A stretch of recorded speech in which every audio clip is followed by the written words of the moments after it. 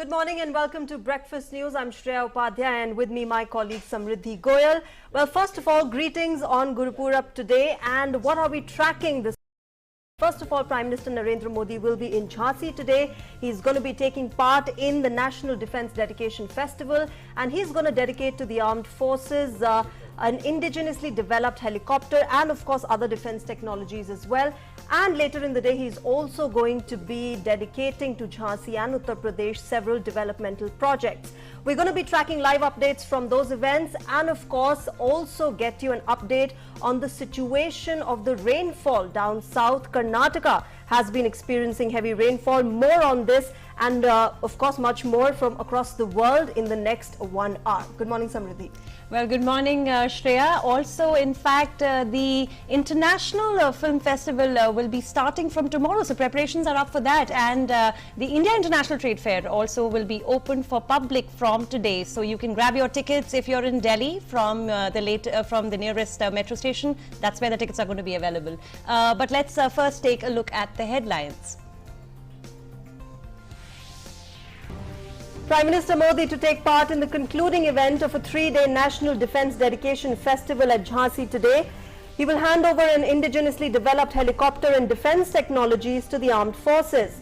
He will also lay the foundation stone of a nearly 400 crore rupees project at the Jhansi node of the Uttar Pradesh Defence Industrial Corridor.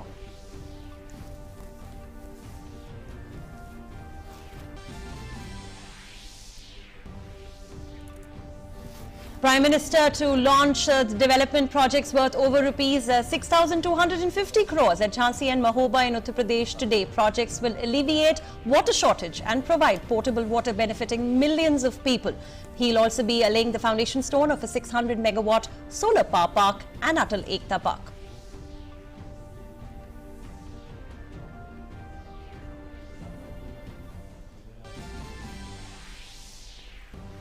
India rejects Pakistan law in Kulbhushan Jadhav case, says the law simply codifies the shortcomings of the previous ordinance. Also says nothing could have been further from the truth.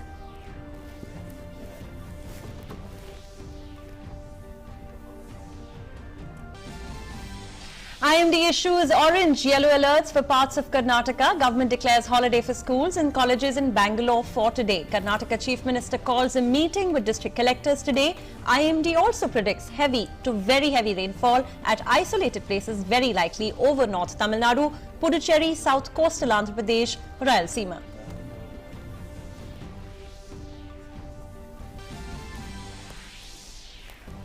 Birth anniversary celebrations of Guru Nanak Dev Ji today. The festival of Gurupurab being celebrated with great devotion and enthusiasm. Gurudwaras decorated with flowers and lights to mark the occasion. President and Vice President extend their greetings on the occasion.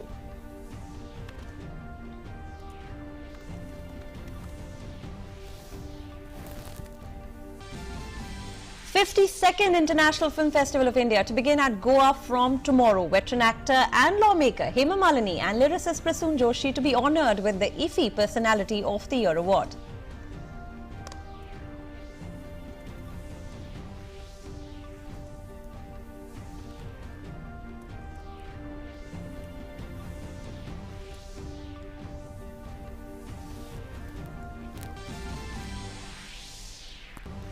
And India is all set for the second T20 international match against New Zealand in Ranchi today. India leads the T20 3-match series with the opening victory.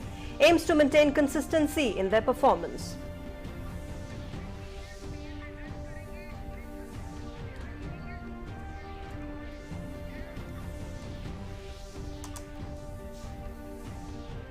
Alright, before we start, here's a breaking news that has just come in. Prime Minister Narendra Modi will be addressing the nation at 9 o'clock today morning. He has just tweeted it out. Today is the Prakash Purab of Sri Guru Nanak Dev Ji. Today, PM will inaugurate key schemes relating to irrigation in Mahoba in Uttar Pradesh. And then he goes on to say that before all of these programs, he will address the nation at 9 a.m. And of course, we will be getting you live updates about that.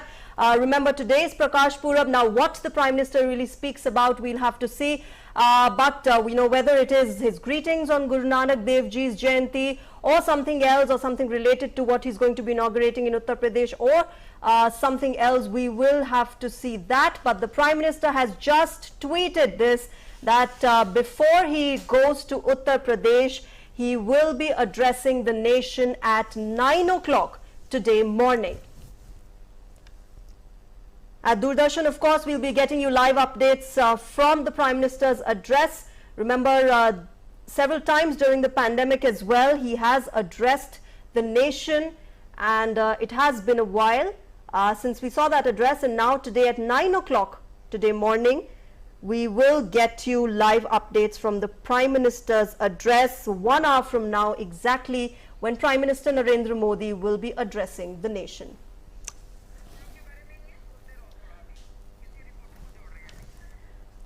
All right, so the Prime Minister will be addressing the nation on the occasion of Prakash Purab today, which is also the birth anniversary of the first Sikh Guru, that is Sri Guru Nanak Dev Ji. He has just tweeted it out from his handle that he's going to be addressing the nation at 9 o'clock. Remember, this is an important day for Sikhs, not just in India, but for the Sikh community across the world. They are celebrating, they are remembering the first Sikh Guru, Sri Guru Nanak Dev Ji.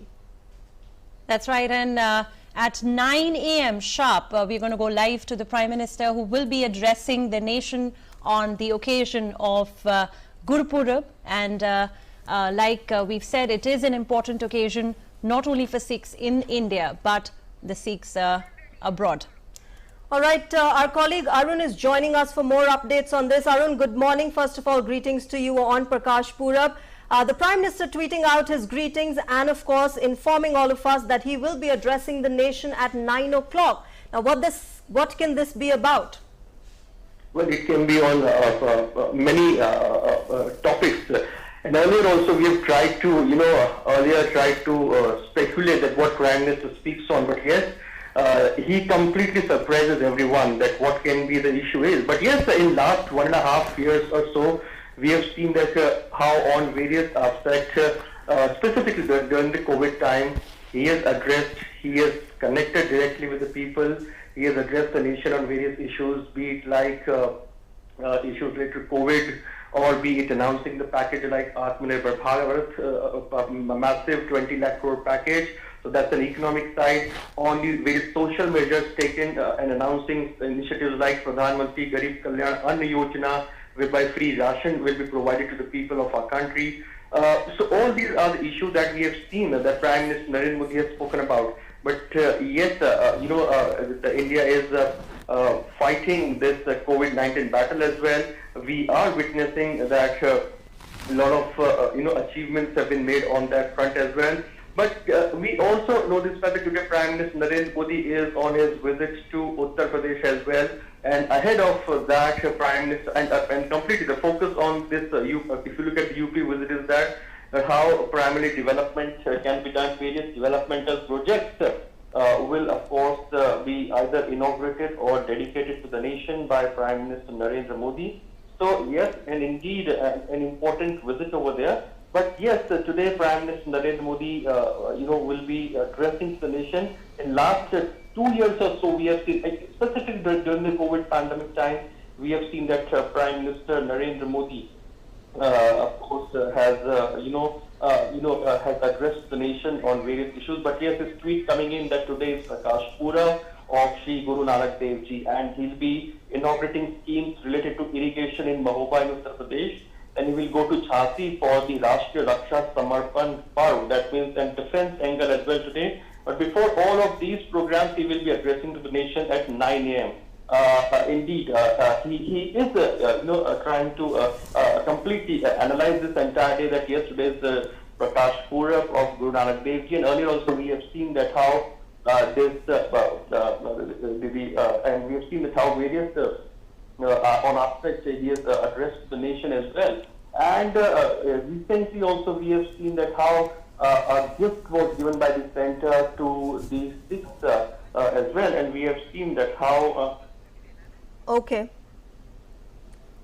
All right, Arun Sharma there giving us updates on the upcoming address by Prime Minister Narendra Modi at 9 o'clock, and of course on DD News as well as DD India we'll be getting you live updates.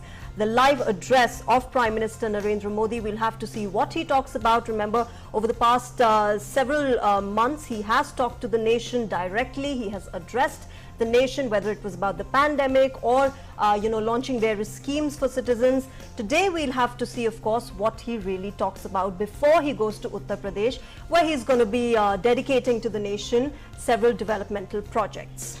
Well, moving on, in a significant boost for the Self-Reliant India campaign, Prime Minister Narendra Modi will hand over the indigenously developed light combat helicopter, unmanned aerial vehicle and advanced electronic warfare suite for the naval ships to the armed forces at Jhansi on Friday.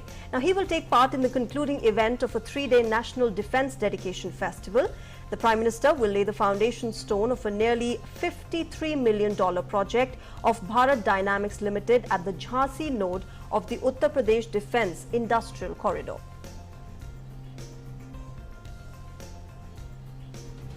As part of the Azadi Ka Amrit Mahotsav celebrations, Prime Minister Narendra Modi will launch and dedicate to the nation multiple initiatives of the defence sector at Rashtra Raksha Samarpan Parv during his visit to Jhansi in Uttar Pradesh on the 19th of November. The two defence industrial corridors, one at UP and another at Tamil Nadu, have been built to push for indigenous defence manufacturing and high technology in India. They will be realising Prime Minister Modi's dream of Make in India and Make for the World. On Friday, the Prime Minister would be dedicating to the nation the Bharat Dynamics Limited's facility here at Jhansi. This is a 400 crore rupees project, and Bharat Dynamics Limited will be manufacturing propulsion systems for anti-tank guided missiles here, making it another step towards Atmanirbhar Bharat. To give a thrust to Atmanirbhar Bharat in the defence sector, the PM will formally hand over indigenously designed and developed equipment to Armed Forces Services Chiefs. These include handing over of Hindustan Aeronautics Limited designed and developed Light Combat Helicopter LCH to Chief of Army Staff, drones and UAVs designed and developed by Indian startups to Chief of Army Staff, and DRDO designed and Bharat Electronics Limited manufactured Advanced Electronic Warfare Suite for naval ships to Chief of Naval Staff. The LCH incorporates advanced technologies and stealth features for effective combat roles. The deployment of Indian UAVs by Indian Armed Forces is also a proof of the growing maturity of the Indian drone industry ecosystem. The advanced EW suite will be used in different naval ships, including destroyers, frigates and others. Prime Minister Modi will also lay the foundation stone of the 400 crore rupees project at Jhansi node of UP Defence Industrial Corridor. The project is being executed by Bharat Dynamics Limited for setting up a plant to produce propulsion systems for anti-tank guided missiles. The PM will launch the NCC Alumni Association with the objective to provide a formal platform to enable NCC alumni to reconnect with the NCC. It will witness enrolling of the Prime Minister, a former NCC cadet, as the first member of the association. Prime Minister Modi will also dedicate to the nation augmented reality-powered electronic kiosks at the National War Memorial, which will enable visitors to pay floral homage to martyrs through the simple click of a button. With Nandita Dagar in Jhansi, Bureau Report, DD India. Well, now today is also the birth anniversary of Rani Lakshmi Bai, popularly known as Jhansi Ki Rani. Now, this day is also observed as Martyrs' Day in Jhansi. On the occasion, Prime Minister Narendra Modi bowed to the valorous Rani Lakshmi Bai on her Jayanti. In a tweet, he has said she has a special place in the history of India. Her bravery will not be forgotten by generations. I look forward to being in Jhansi later today to attend programs relating to boosting India's defence sector.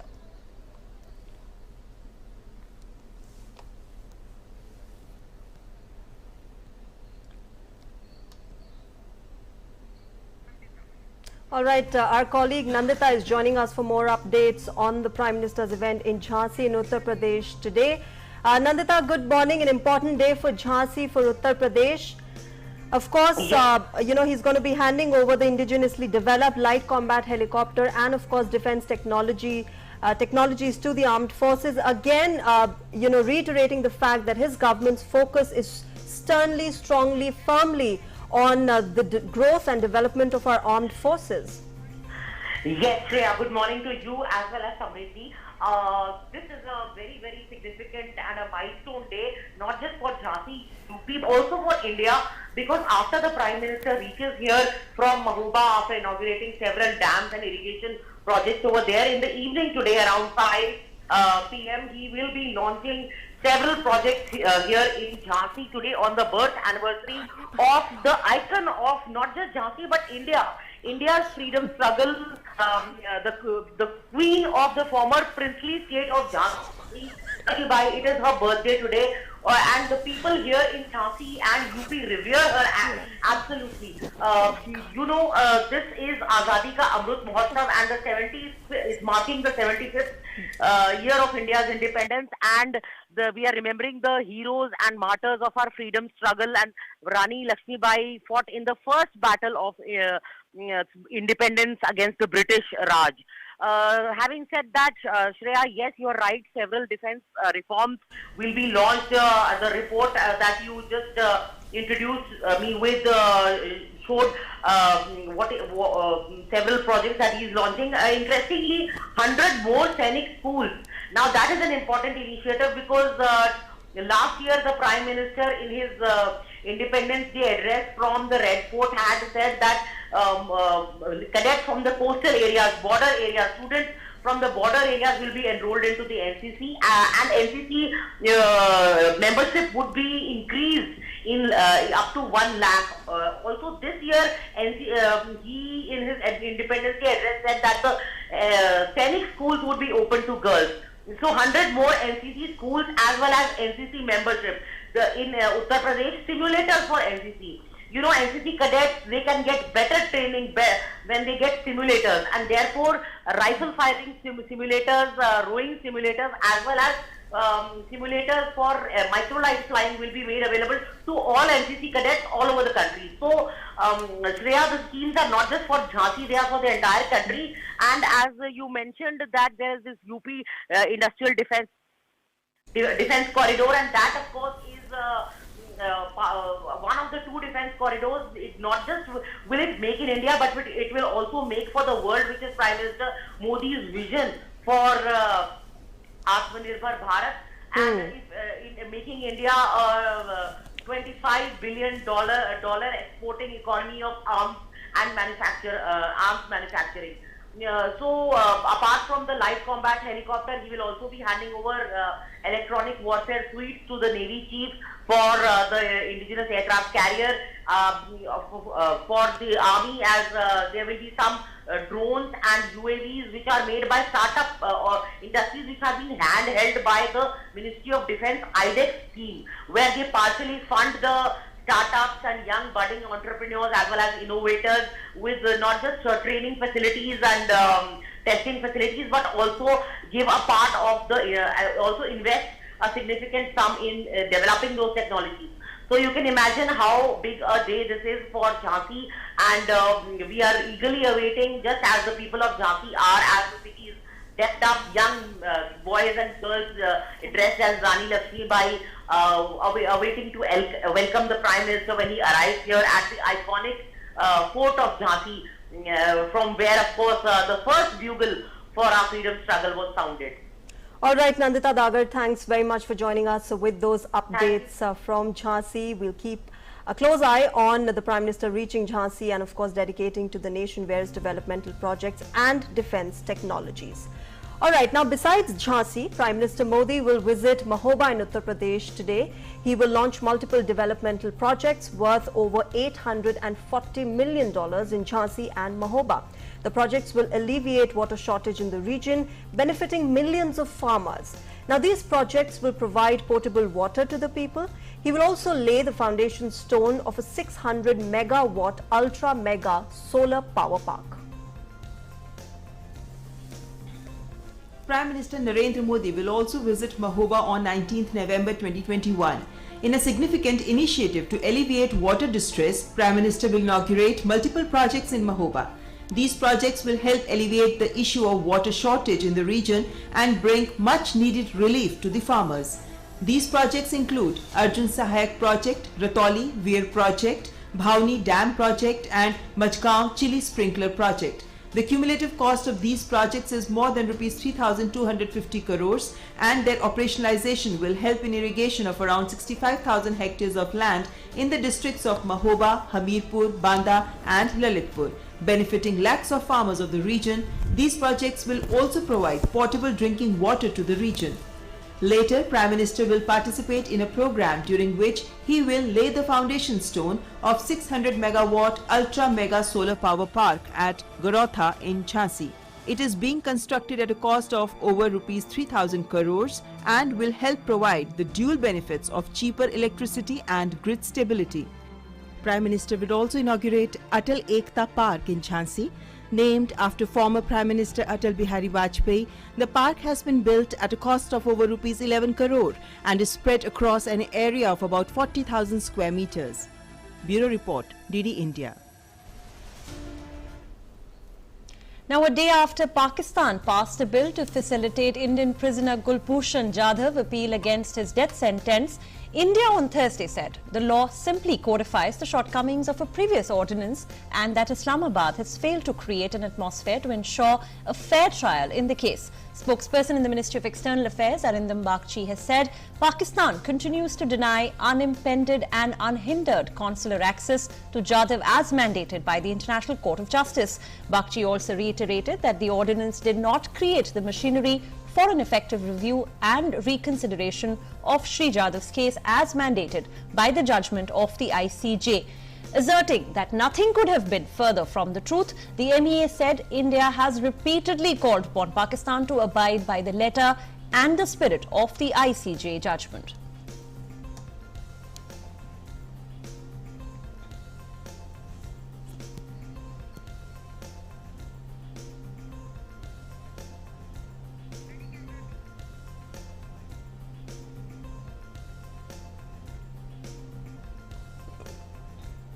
Well, let's shift focus to down south. The Indian Meteorological Department has issued an orange alert for the Bengaluru city, predicting widespread rainfall in Karnataka over the next 4 days. Now, a yellow warning is also effective in some districts of coastal Karnataka and north interior parts of the states. On Thursday, Bengaluru witnessed continuous downpour. Karnataka may witness extensive rainfall till tomorrow. Now, according to the Weather Department, the prediction of heavy rains is due to a network of cyclonic circulations and a low-pressure area over the Bay of Bengal and the Arabian Sea. The depression has completely crossed the coast near the south of Chennai and is moving into Anandpur-Bengaluru belt. Rains now increasing drastically over Anandpur and Kadapa districts, which may further trigger floods today. Due to continuous rainfall in Karnataka, the state government has declared a holiday for schools and colleges in Bangalore for today. Now, while 2 days holiday has been declared for the Bangalore rural district, the Chief Minister has called a meeting with district collectors today at around 1 p.m. in the afternoon. Meanwhile, Bengaluru has received unseasonal rains in the months of October and November, throwing daily life out of gear. Aisha Khanum, our colleague from Bengaluru, joins us to get us live updates on the situation in Karnataka. Aisha, good morning. A heavy rainfall predicted in Karnataka, orange alert issues. First of all, tell us what is the weather like right now in the morning? Well, good morning, Shreya. The weather is not at all pleasant right now because it is freezing cold, and also it is raining in several parts of the state, and Bangalore is also witnessing rain in different areas. But right now it is drizzle. Although the Met Department has predicted that in the coming hours there could be heavy showers till night, because yesterday night also it rained continuously, and the Met Department has recorded over 135 mm rainfall. And because of this, all the roads in Bangalore were waterlogged. There was heavy traffic jams across the city, and besides rain, the potholes on the roads have made life miserable for people in Bangalore. And also, one ghastly accident occurred during the heavy rainfall yesterday near Bangalore airport, which led to 3 deaths. So Bangalore City Corporation is bracing up to meet all these consequences of heavy rainfall. The Chief Minister of Karnataka, Basuraj Bommai, has called for a meeting with the DCs at 1 p.m. and he has also assured that all the losses due to rain to the farmers will be compensated, because in North Karnataka and other districts, because of heavy rain, the crop loss has been huge, and the farmers farmers are facing problem and trouble due to heavy rainfall. So Chief Minister has assured them that there will be compensation.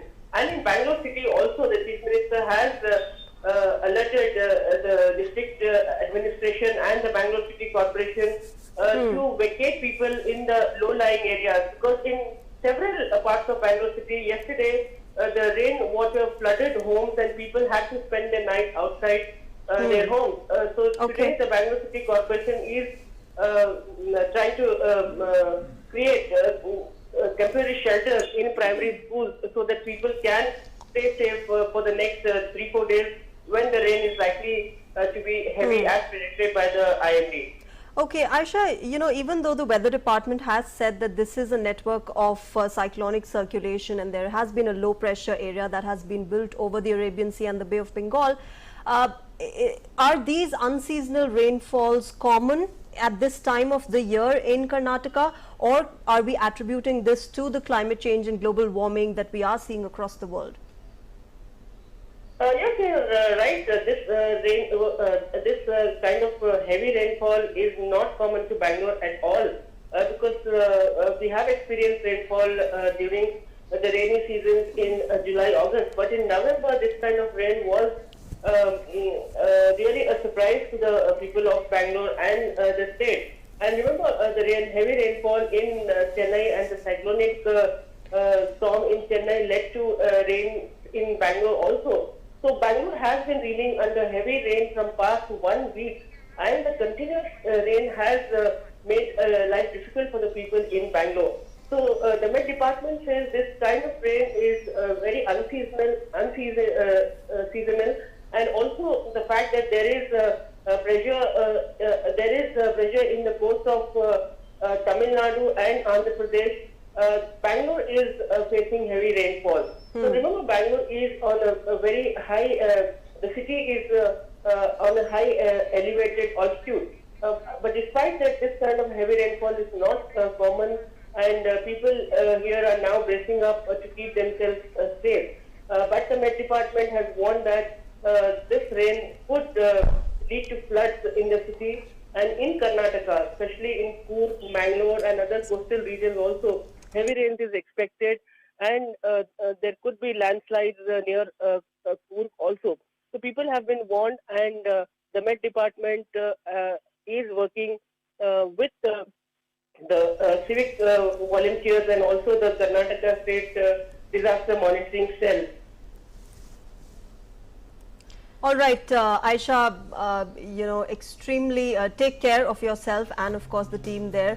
We know that rainfall is predicted there, and of course, Samriddhi, you know, we are seeing rainfall across Kerala, Tamil Nadu and now of course Karnataka. The weather department has issued orange and yellow alerts. And something which is of you know, significance and we all have to be concerned about is that we're already grappling with a pandemic, with COVID-19, and within this to have floods and the challenge, the threat of waterborne diseases coming out of it seems like, you know, the next challenge that we have to face together. That's right, and in fact we also saw a rise in dengue cases across the country recently. Now IMD has also predicted a heavy to very heavy rainfall at isolated places, very likely over North Tamil Nadu, Puducherry, South Coastal Andhra Pradesh, Rayalaseema. And for more on this, we are now being joined by our correspondent M. Srinivas, who is joining us from Vijayawada in Andhra Pradesh.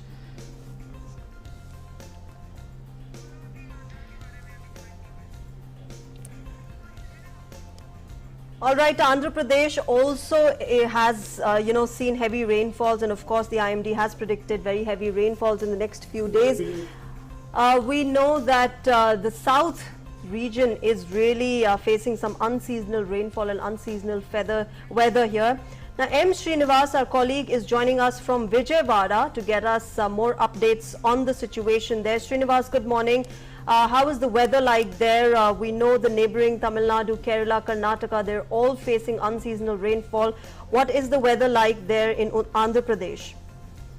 See, the landfall happened today around 3 and 4 o'clock in the morning, and it's moving towards Anantapur, Kadapa and Bangalore. The rain in Tirumala, Tirupati and Tirupati has come down now. As of now, there is no big threat to Tirupati town and Tirumala temple. Buses are running now and trains also running now. And there is a waterlogging happened in Tirumala, Tirupati city. There are still around 20 colonies where there is no power. There are around 2,500 people have been rehabilitated and they've been provided food and drinking water last night, and they'll be like providing breakfast to now. And commissioner and collectors are working 24 hours to get back to the city to the normalcy. And in Tirupati, they have 8 rehabilitation centers. And the devotees who have come for Tirupati, the Lord Balaji Darshan, also given a space, satras, which is Dharma Satras in Srinivasa Satram and DR Mahal, where they can stay. And TTD has started darshanas again. The darshans are happening right now. The guardrails are open only one side. 1 hour given to the people who can go up, and the another hour given to the people who can come down. This is happening in Tirupati. These are the updates on Tirupati.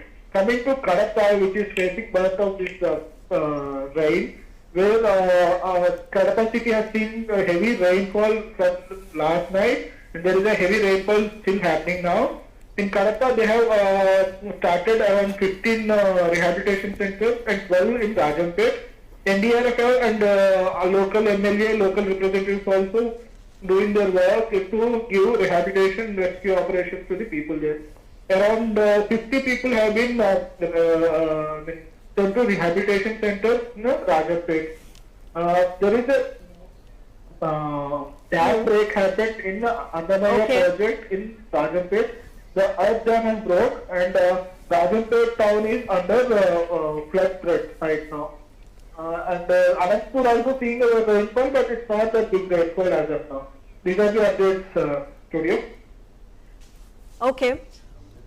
Srinivas, what about the authorities? Have they released any guidelines for the citizens to take any precautions? Yeah. The IMD department has given a guidelines that there will be a localized flood roads, and waterlogging will happen in low-lying areas. There they have to take a precautionary measure, and there would be a reduction of visibility due to heavy rainfall. That's what they have said, and they have advised people not to venture out of their homes, and they ask people to stay in their homes only, or secure places. And possibility of structures is possible, so they have asked people to go to a secure place. And as of now, these are the updates, studio. Right, thank you Srinivas for all those updates on the situation in Andhra Pradesh. Untimely rain through south of the country, wreaking havoc all over the country. Now, moving on to our next story, Gurpurab or Prakash Utsav, more commonly known as Guru Nanak Jayanti, is being celebrated today. The day commemorates the birth anniversary of Guru Nanak Dev Ji, the founder of the religion of Sikhism and the first of the Sikh Gurus. This year marks the 552nd birth anniversary celebrations. It is believed that Guru Nanak Dev Ji brought enlightenment to this world. The festivities begin with Prabhat Feris or early morning processions at the Gurudwaras. After the morning hymns are recited, a narration of the Katha and the Kirtan follows. Then after prayers, Sikhs get together for the Langar or the community meal. After meals, the Langar, the Katha and the Kirtan recitations continue, and the festivities conclude with Gurbani at night. Ahead of Guru Nanak Jayanti, Kartarpur corridor also reopened on November 17th that allowed pilgrims to visit the Sikh shrine in Pakistan from India. President Ram Nath Kovind greeted fellow citizens on the eve of the birthday of Guru Nanak Dev Ji, and in a message the President has said the implicit message of love, compassion and sacrifice in the life and teachings of Guru Nanak Dev promote spiritual progress of humankind. His thoughts encourage us to emulate the ideals of peace and brotherhood in our lives. Guru Nanak Dev, while leading the life of a simple householder, emphasized upon service as a means to attain Ek Omkar Satnam Karta Purakh. Let us all follow the footsteps of Guru Nanak Dev Ji and strengthen the spirit of harmony and unity in our society. Vice President M. Venkaiah Naidu has also extended his greetings to the countrymen, and in a message he has said the founder of Sikhism, Guru Nanak Dev Ji, has remained an embodiment of truth, compassion and righteousness through his noble life. His divine teachings will continue to inspire us to follow the path of righteousness and show respect for all humankind irrespective of caste, creed or religion. Guru Nanak Dev Ji also taught us to follow an ethical path in life, and he was a shining apostle of the sublime spiritual ethos of India who truly democratized religion by taking spirituality to the common man. May his eternal message continue to guide us in a building a just, humane and harmonious society.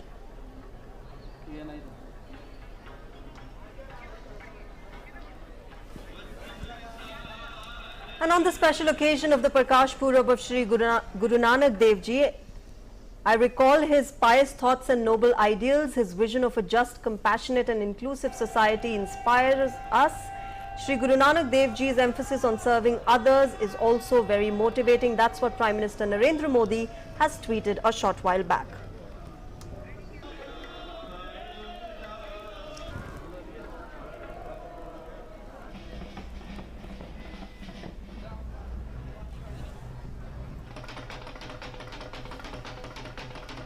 Well, that's Prime Minister Narendra Modi's tweet extending his greetings on Guru Nanak Jayanti or Prakash Purab, where he says that the teachings of Shri Guru Nanak Dev Ji inspires us for an inclusive and compassionate society. Now, there was a lot of excitement at the Kartarpur border on the eve of Guru Purab. The Sikh community is elated, and even the non-resident Indians are thanking Prime Minister Modi for an opportunity of visiting the shrine across the border. Closed in March last year due to the coronavirus pandemic, the Kartarpur corridor, meant for Indian pilgrims travelling to the Gurudwara in Pakistan, reopened for pilgrims on Wednesday. It is good for the Modi government that on this occasion is this open, and the people of Punjab and whole Sikh community need this, and this is a very from the last time people demanding, and this is good. I'm also here for 4 days, so it's grateful for me that I am with my family here in the occasion of Guru Purab, and I will be very happy to pray with them. I'm from Canada. I came here after 5 years, and I've heard a lot about this place that we can go inside now and we can book our registration online. So I'll be staying here in Punjab for 4 days, and I'm so happy that I got this opportunity that I can visit this place with my whole family. All right, Vishal Baristo now joins us with more from Kartarpur. Vishal, good morning. First of all, greetings to you and everyone there at Kartarpur on Guru Nanak Jayanti. What a day to be present at Kartarpur Sahib corridor. But really, get us the celebrations there first of all.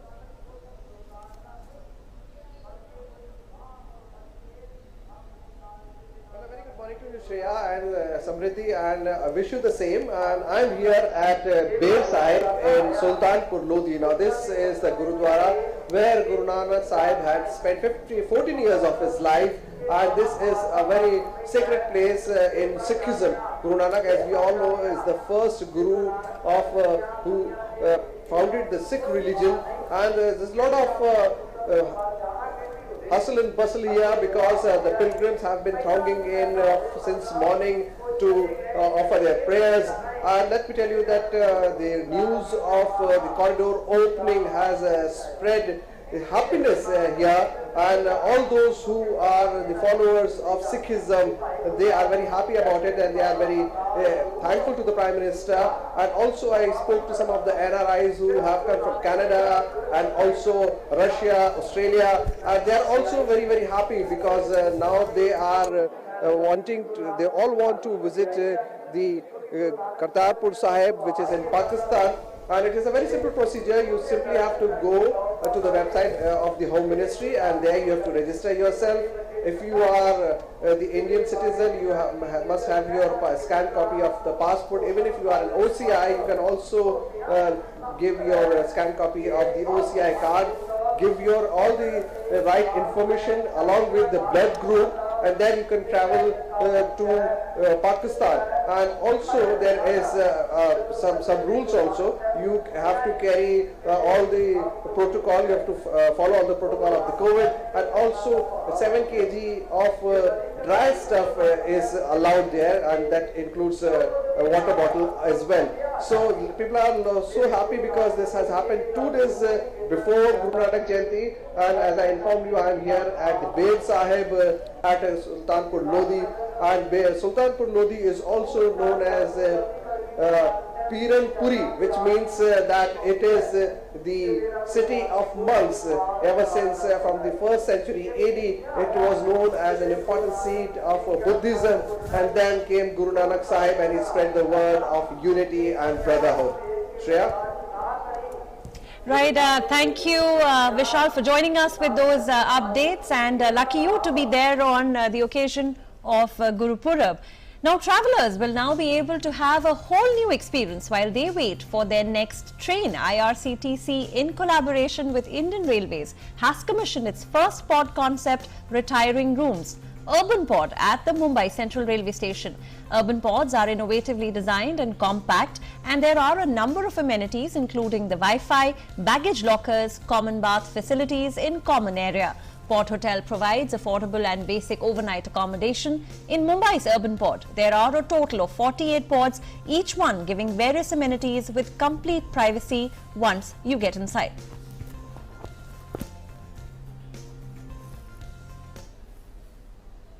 Pod-based concept retiring room, which have been developed in joint collaboration of Indian Railways with IRCTC. This is in a space area of nearly 3,000 square feet, and in this facility we have provided 48 different pods, which are divided in different categories like classic pods. There is a pod for ladies, private pods, pods for differently enabled. All these pods have been provided with facilities like Wi-Fi. We have AC, we have TV room there, we have different luggage rooms also there. So this whole space is a new concept in the hospitality business, where we have beautifully used, ergonomically used the urban space which is available to us. Depending on the wait time of the train, the passenger can avail the room for 12 hours or more. The tariff for this is rupees 999 per person for 12 hours and rupees 1999 for 24 hours for a classic pod. Now, booking a pod is very, very easy and can be done online through IRCTC website. As you are aware, this is a concept of pod which is being based on the retiring room concept, which the railways have been doing it since ages, right? Now, IRCTC and Indian Railways have come out with this particular concept, which is a pod concept, which is suitable for people or travelers basically who are coming to the city for a shorter duration, or probably they are coming in, say, for a college student who is coming for an interview, or sorry, for an admission, maybe an aspirants who are coming for interview. See, the timing slot which a person can book or a passenger can book is 12 hours and 24 hours. Moving on, preparations are on in full swing for the 52nd edition of the International Film Festival of India in Goa. The 9-day festival, which begins tomorrow, will continue till the 28th of this month. This time around, the BRICS Film Festival will be held alongside IFFI, and it will be showcasing films from the BRICS countries. Making the announcement of veteran actress and MP Hema Malini and renowned lyricist Prasoon Joshi being honoured with the IFFI Personality of the Year award, Information and Broadcasting Minister said that they are Indian cinematic icons who are admired and respected the world over.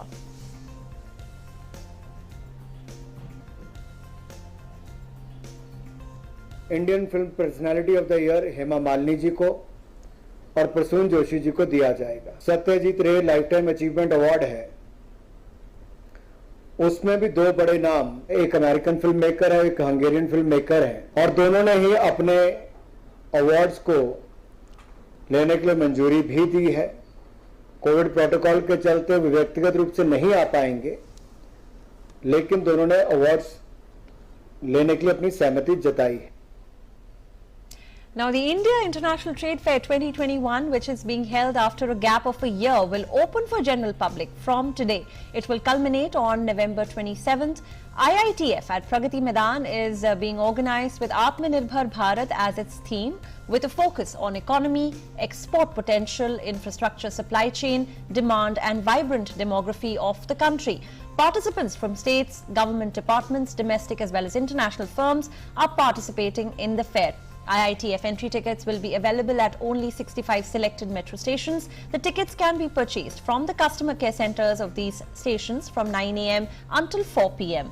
The fair was not held last year due to COVID-19 pandemic, but this year the trade is being organised as an integral part of Azadi Ka Amrit Mahotsav, commemorating the 75th year celebrations of India's independence. The fair also aims to showcase the indomitable spirit of the business fraternity in India, who faced tremendous challenges due to COVID-19 pandemic.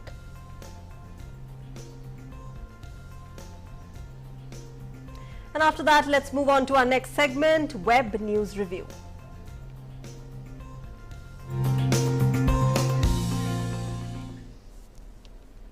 Well, our colleague Meghna joins us for everything that's making news on in the online world. Meghna, good morning. Of course, the top story now will remain the Prime Minister's address to the nation at 9 a.m.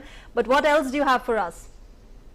Yes, a very good morning, Shreya and Samriddhi, and we'll continue with the Web News Review for today. The first one, top UN official lauds India for holding dialogue on Afghanistan. Now, UN Secretary General's Special Representative for Afghanistan has said that the recent regional conference on Afghanistan, which has been hosted by India, shows how strongly the countries are stepping up at this critical time to underline that there is a need for stability in this war-torn nation, as well as urgent requirements to combat even transnational terrorism. So a very important thing coming from a top UN official on India's, India holding a regional dialogue. Besides that, the second we have, Civil Aviation Minister Jyotiraditya Scindia has said India is now the third largest civil aviation market.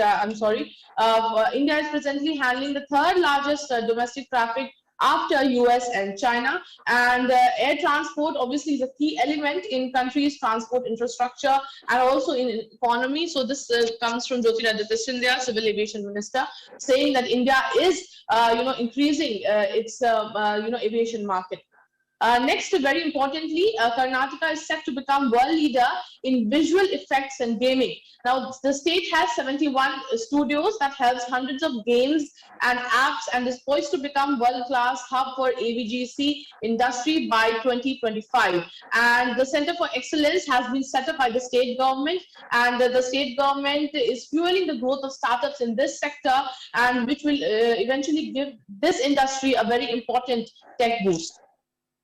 Next, very importantly, coming from Jammu Police has launched an app for hotels to monitor suspects. Also, besides facilitating people, the hotel guest registration and tenant Sarthi apps at the portal have been launched by the Jammu Police, and the hotel guest registration app will help, will allow the registered hotels to actually submit guest records in real time to the district police, and this will also help in, detection of suspicious residents. Also, the other app, the tenant Sarthi app, is also to digitize the tenant verification and minimize paperwork for tenants. So the other app is a facilitator as well.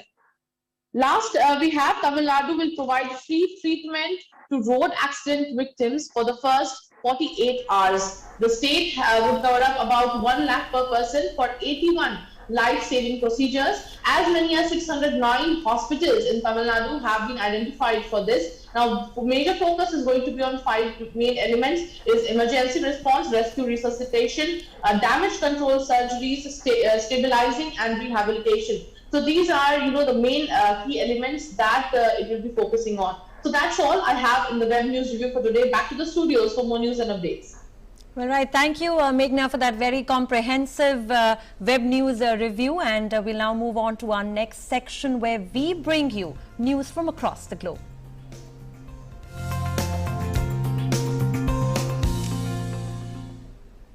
Let's now take a look at updates on COVID-19 from across the world. COVID-19 cases soar across the world. The virus has so far infected more than 25 crore 63 lakh people, while the number of recoveries have now crossed 23 crore 15 lakh globally.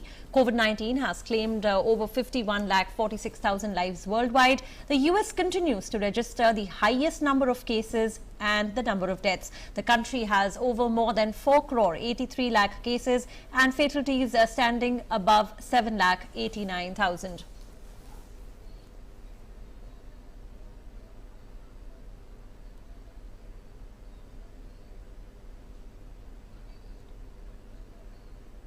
Now, as COVID-19 cases spike across the world and particularly in European Union countries, the European Medicines Agency has urged the unvaccinated individuals to come forward and get the shots.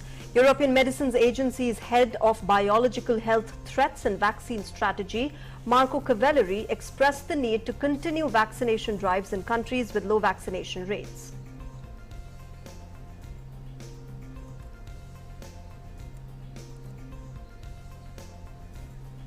Germany has decided to limit public gatherings for unvaccinated people in the areas that are facing a severe boom of COVID-19 cases. Germany's Chancellor Angela Merkel said that the country will limit public life in areas where hospitals are overflooded with the COVID-19 patients in a bid to tackle a very worrying fourth wave of the pandemic. Merkel said the federal government would also consider a request by regional governments for legislation allowing them to require that care and hospital workers be vaccinated.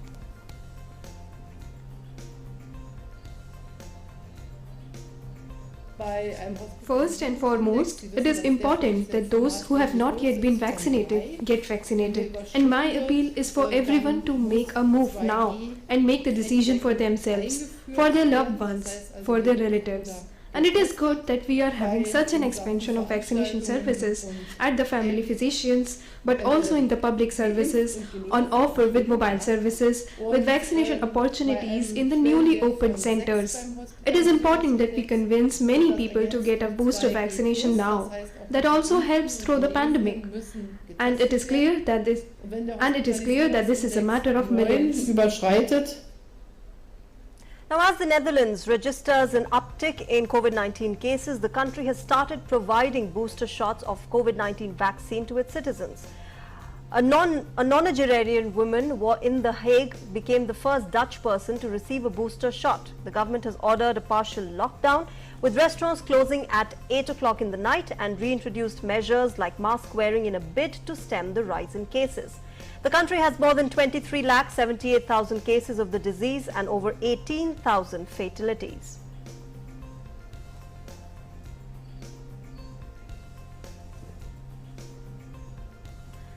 All right, let's now move on to our next segment, Sports Track.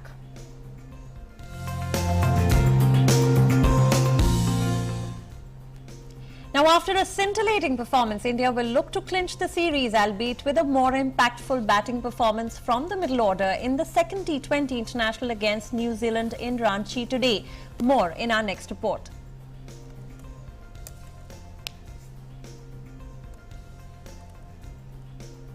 Now be up for the second T20 international in Ranchi.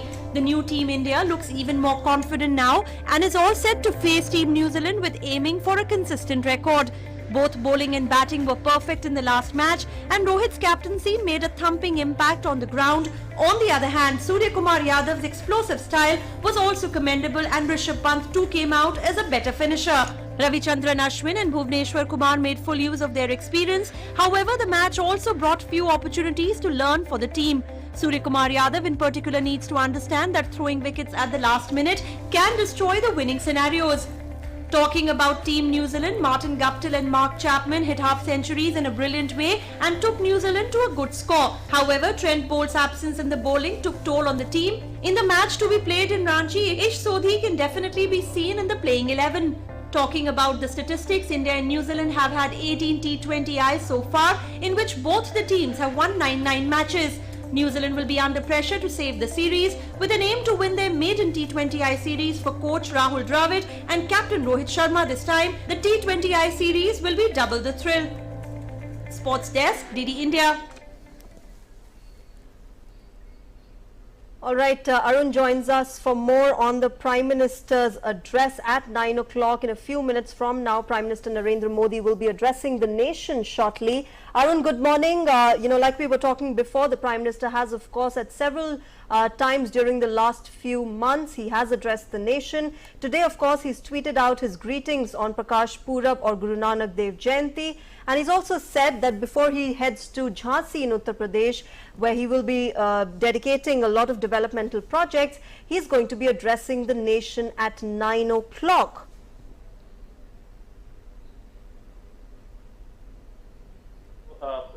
Yes, we can expect that Prime Minister might announce some big good news as well on various aspects that the nation is venturing onto a developmental journey. So we can expect on this Prakash Purab primarily that some good announcement by Prime Minister Narendra Modi, because various milestones have been achieved in last several months, specifically during the COVID pandemic time related to COVID vaccination as well.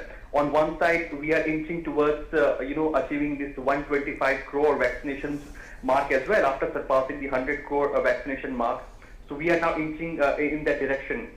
So can Prime Minister make some announcement on the vaccination aspect? Because earlier also he mentioned this point about the vaccination. Even in United Nations General Assembly, when he addressed, he highlighted this point, and he highlighted about India's DNA-made vaccine. Now, India is the only country in the world whereby it has developed the vaccines on majorly on all the platforms. That also includes the DNA-based vaccine, the mRNA-based vaccine. So can there be some achievement or some big or grand success on the vaccination aspect, or primarily some vaccine-related issue? There could be the aspect, because now India is expecting that can the teenagers, can the kids, can they be vaccinated? Schools are gradually reopening up in some of the states, and we are witnessing how gradually economy is opening up.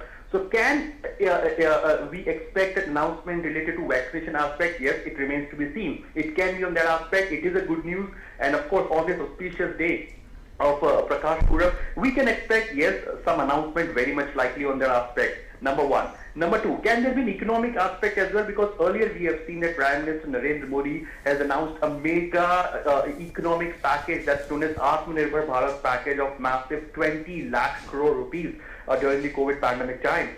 So can there be some aspect to it? Because today, when Prime Minister office has tweeted this tweet that he'll be going to Mahoba, he'll be inaugurating and dedicating to the nation some of the initiatives related to irrigation sector, and of course some of the developmental projects as well. And after that, Prime Minister Narendra Modi will primarily be heading towards Jhansi, whereby he'll be participating in the Rashtriya Raksha Samarpan Parv. That means a parv or an event about the defense sector as well. So can this ahead of this visit to Uttar Pradesh, can there be a major announcement related to some massive economic angle or economic side as well? Because earlier also Pradhan Mantri Garib Kalyan Ann Yojana was announced by Prime Minister Narendra Modi during his address to the nation, whereby he clearly mentioned this point that 80 crore poor people of our country, or 80 crore people of our country will be fed ration during this COVID pandemic time. Till the month of November, or during the COVID pandemic time. So can we expect some extension? Can we expect some a big mega announcement, or any subset adding to that initiatives like Pradhan Mantri Atmanirbhar Bharat package, or Pradhan Mantri Garib Kalyan Ann Yojana, or Pradhan Mantri Garib Kalyan Pradhan Mantri Garib Kalyan Yojana? So there are various initiatives that were launched by the government, and announcement was done by Prime Minister Narendra Modi during his address to the nation. So can there be a big achievement on that aspect? We'll again have to wait and watch. So one is the vaccination aspect. Second, of course, an economic angle, the social measures. Can he address on those lines as well? And last but not the least, this is just a wild guess. As a reporter, as a journalist, I'm trying to guess that today is, of course, we know this fact, today is very auspicious day. It's Prakash Purab today, Guru Nanak Dev Ji. And we know this.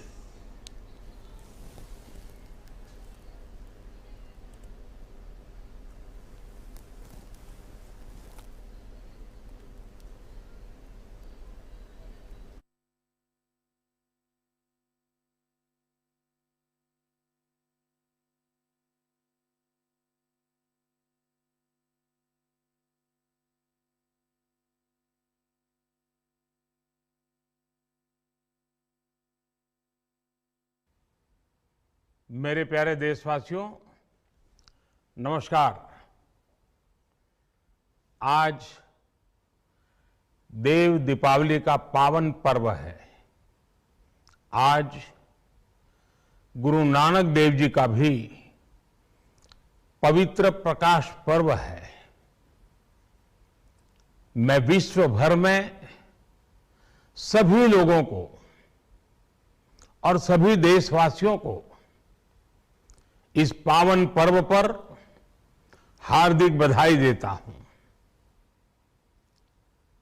ये भी बहुत सुखद है कि 1.5 साल के अंतराल के बाद करतारपुर साहिब कॉरिडोर अब फिर से खुल गया है।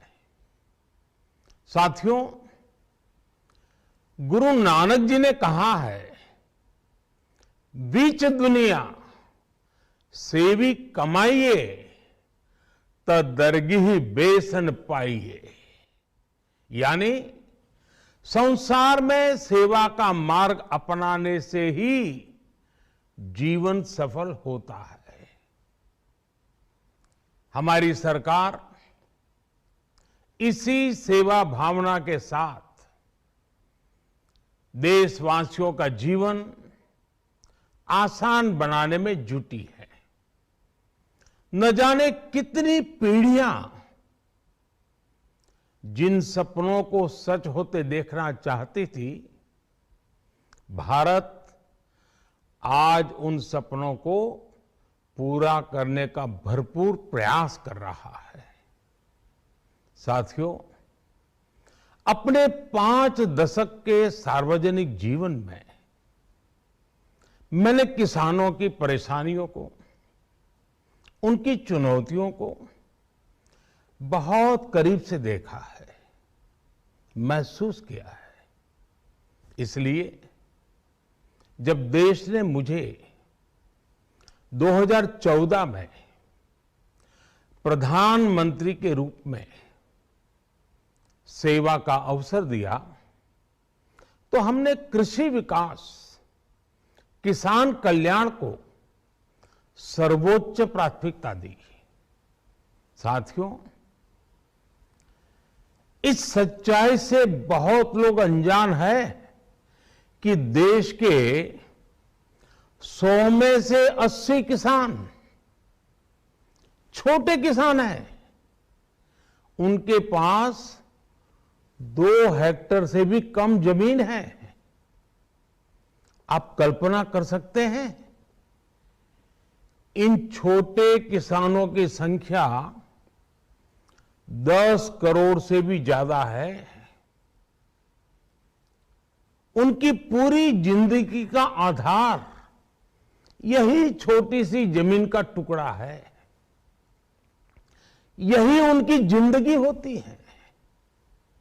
और इस छोटी सी जमीन के सहारे ही वो अपना और अपने परिवार का गुजारा करते हैं।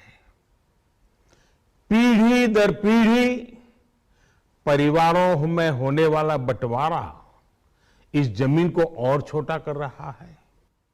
इसलिए देश के छोटे किसानों की चुनौतियों को दूर करने के लिए हमने बीज, बीमा, बाजार और बचत, इन सभी पर चौतरफा काम किया।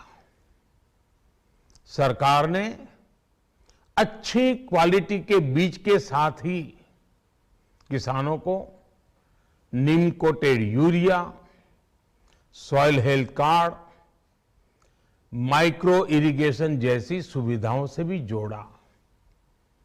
हमने 22 करोड़ सॉइल हेल्थ कार्ड किसानों को दिए और इस वैज्ञानिक अभियान के कारण एग्रीकल्चर प्रोडक्शन भी बढ़ा। साथियों, हमने फसल बीमा योजना को अधिक प्रभावी बनाया। उसके दायरे में ज्यादा किसानों को लाए। आपदा के समय ज्यादा से ज्यादा किसानों को आसानी से मुआवजा मिल सके, इसके लिए भी पुराने नियम बदले। इस वजह से बीते 4 साल में 1 लाख करोड़ रुपए से अधिक का मुआवजा हमारे किसान भाई बहनों को मिला है। हम छोटे किसानों और खेत में काम करने वाले श्रमिकों तक बीमा और पेंशन की सुविधाओं को भी ले आए। छोटे किसानों की जरूरतों को पूरा करने के लिए सीधे उनके बैंक खातों में 1,62,000 करोड़ रुपए ट्रांसफर किए, सीधे उनके खाते में। साथियों, किसानों को उनकी मेहनत के बदले उपज की सही कीमत मिले, इसके लिए भी अनेक कदम उठाए गए। देश ने अपने रूरल मार्केट इंफ्रास्ट्रक्चर को मजबूत किया। हमने एमएसपी तो बढ़ाई है, साथ ही साथ रिकॉर्ड सरकारी खरीद केंद्र भी बनाए।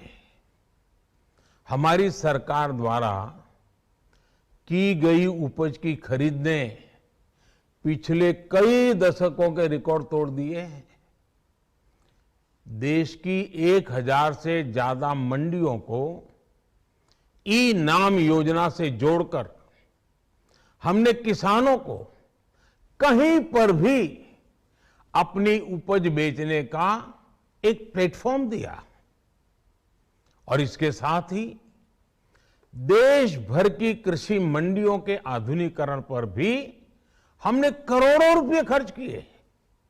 साथियों, आज केंद्र सरकार का कृषि बजट पहले के मुकाबले 5 गुना बढ़ गया है। हर वर्ष 1.25 लाख करोड़ रुपए से अधिक कृषि पर खर्च किए जा रहे हैं। 1 लाख करोड़ रुपए के एग्रीकल्चर इंफ्रास्ट्रक्चर फंड के माध्यम से गांव और खेत के नजदीक भंडारण, इसकी व्यवस्था, कृषि उपकरण जैसी अनेक सुविधाओं का विस्तार, ये सारी बातें तेजी से हो रही है। छोटे किसानों की ताकत बढ़ाने के लिए 10,000 एफपीओ किसान उत्पादक संगठन बनाने का अभियान भी जारी है। इस पर भी करीब 7,000 करोड़ रुपए खर्च किए जा रहे हैं। माइक्रो इरिगेशन फंड के आवंटन को भी 2 गुना करके 10,000 करोड़ रुपए कर दिया गया है। हमने क्रॉप लोन भी 2 गुना कर दिया, तो इस वर्ष 16 लाख करोड़ रुपए हो जाएगा। अब पशुपालकों को मछली पालन से जुड़े हमारे किसानों को भी किसान क्रेडिट कार्ड का लाभ मिलना शुरू हो गया है। यानी हमारी सरकार किसानों के हित में हर संभव कदम उठा रही है, लगातार एक के बाद एक नए कदम उठाती जा रही है। किसानों की आर्थिक स्थिति सुधरे, उनकी सामाजिक स्थिति मजबूत हो, इसके लिए पूरी ईमानदारी से काम कर रही है। साथियों, किसानों की स्थिति को सुधारने की इसी महाअभियान में देश में 3 कृषि कानून लाए गए थे। मकसद ये था कि देश के किसानों को, खासकर छोटे किसानों को और ताकत मिले, उन्हें अपनी उपज की सही कीमत और उपज बेचने के लिए ज्यादा से ज्यादा विकल्प मिले। बरसों से ये मांग देश के किसान, देश के कृषि विशेषज्ञ, देश के कृषि अर्थशास्त्री, देश के किसान संगठन लगातार कर रहे थे। पहले भी कई सरकारों ने इस पर मंथन भी किया था।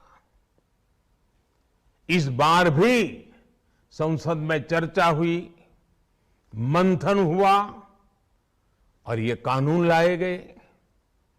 देश के कोने कोने में कोटि कोटि किसानों ने, अनेक किसान संगठनों ने इसका स्वागत किया, समर्थन किया। मैं आज उन सभी का बहुत बहुत आभारी हूं, धन्यवाद करना चाहता हूं। साथियों, हमारी सरकार किसानों के कल्याण के लिए, खासकर छोटे किसानों के कल्याण के लिए, देश के कृषि जगत के हित में, देश के हित में, गांव गरीब के उज्जवल भविष्य के लिए पूरी सत्यनिष्ठा से, किसानों के प्रति पूर्ण समर्पण भाव से, नेक नियत से ये कानून लेकर आई थी। लेकिन इतनी पवित्र बात, पूर्ण रूप से शुद्ध किसानों के हित की बात, हम अपने प्रयासों के बावजूद कुछ किसानों को समझा नहीं पाए। भले ही किसानों का एक वर्ग ही विरोध कर रहा था, लेकिन फिर भी यह हमारे लिए महत्वपूर्ण था। कृषि अर्थशास्त्रियों ने, वैज्ञानिकों ने, प्रगतिशील किसानों ने भी उन्हें कृषि कानूनों के महत्व को समझाने का भरपूर प्रयास भी किया। हम पूरी विनम्रता से, खुले मन से उन्हें समझाते रहे। अनेक माध्यमों से व्यक्तिगत और सामूहिक बातचीत भी लगातार होती रही। हमने किसानों की बातों को, उनके तर्क को समझने में भी कोई कोर कसर बाकी नहीं छोड़ी। कानून के जिन प्रावधानों पर उन्हें ऐतराज था, सरकार उन्हें बदलने के लिए भी तैयार हो गई। 2 साल तक हमने इन कानूनों को सस्पेंड करने का भी प्रस्ताव दिया। इसी दौरान ये विषय माननीय सर्वोच्च न्यायालय के पास भी चला गया। ये सारी बातें देश के सामने है, इसलिए मैं इनके अधिक विस्तार में नहीं जाऊंगा। साथियों, मैं आज देशवासियों से क्षमा मांगते हुए सच्चे मन से और पवित्र हृदय से कहना चाहता हूं कि शायद हमारी तपस्या में ही कोई कमी रही होगी, जिसके कारण दिए के प्रकाश जैसा सत्य कुछ किसान भाइयों को हम समझा नहीं पाए। आज गुरु नानक देव जी का पवित्र प्रकाश पर्व है। ये समय किसी को भी दोष देने का नहीं है। आज मैं आपको, पूरे देश को ये बताने आया हूं कि हमने 3 कृषि कानूनों को वापस लेने का, रिपील करने का निर्णय लिया है। इस महीने के अंत में शुरू होने जा रहे संसद सत्र में, इसी महीने में, हम 3 कृषि कानूनों को रिपील करने की संवैधानिक प्रक्रिया को पूरा कर देंगे। साथियों, मैं आज अपने सभी आंदोलनरत किसान साथियों से आग्रह कर रहा हूं, आज गुरु पर्व का पवित्र दिन है। अब आप अपने अपने घर लौटे, अपने खेत में लौटे, अपने परिवार के बीच लौटे। आइए एक नई शुरुआत करते हैं, नए सिरे से आगे बढ़ते हैं।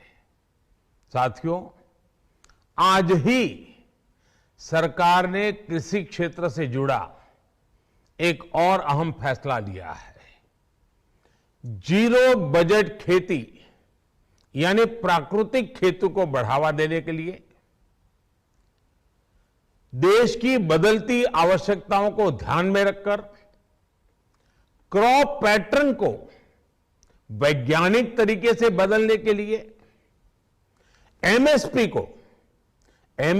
को और अधिक प्रभावी और पारदर्शी बनाने के लिए ऐसे सभी विषयों पर भविष्य को ध्यान में रखते हुए निर्णय लेने के लिए एक कमेटी का गठन किया जाएगा।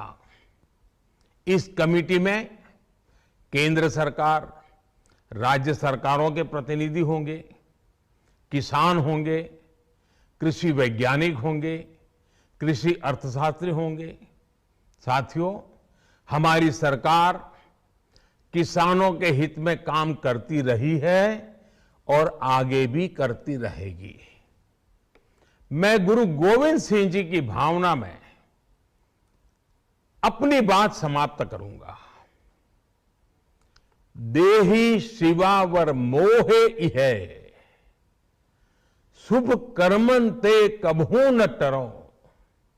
हे देवी, मुझे ये वर दीजिए कि मैं शुभ कर्म करने से कभी पीछे ना हटूं। जो किया किसानों के लिए किया, जो कर रहा हूं देश के लिए कर रहा हूं। आप सभी के आशीर्वाद से मैंने मेहनत में पहले भी कोई कमी नहीं की थी। आज मैं आपको विश्वास दिलाता हूं कि अब और ज्यादा मेहनत करूंगा ताकि आपके सपने साकार हो सके, देश के सपने साकार हो सके। आपका बहुत बहुत धन्यवाद। नमस्कार।